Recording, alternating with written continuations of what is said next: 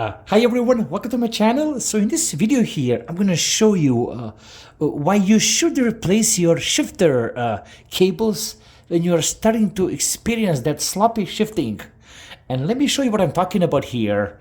So over here on this thing, I had some minor troubleshooting with this front derailleur. Let me show you what I'm talking about. So I inspected the derailleur. I inspected the shifter, so let me see. So let me show you. This works. So everything works. There's no need to worry about it. Now I'm gonna be moving the shifter here. Let me show you. The derailleur also works. So you see here, everything works. But here's the problem. So this works. The shifter works. What is the problem? And guess what? I even oiled up the pivot points. Everything is good to go. But look over here. Someone, the previous owner, I'm gonna move this thing back, has messed with this cable here. And if you look over here carefully, I even applied oil right over here.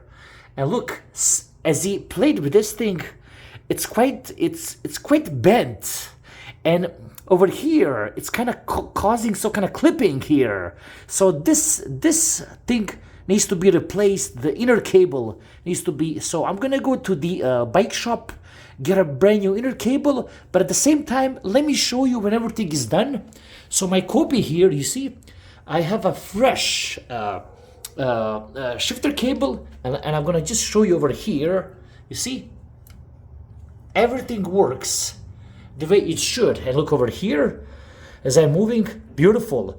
And this thing doesn't even have that stupid outer cable, which is this thing. I don't like this because you see the problem when it's more simple, less trouble to go with this thing wrong.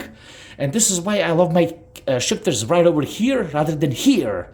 And hope you found this interesting. So if you're having some troubles with the shifting, this is the first thing that needs to go. Like, subscribe, and take care. Bye-bye.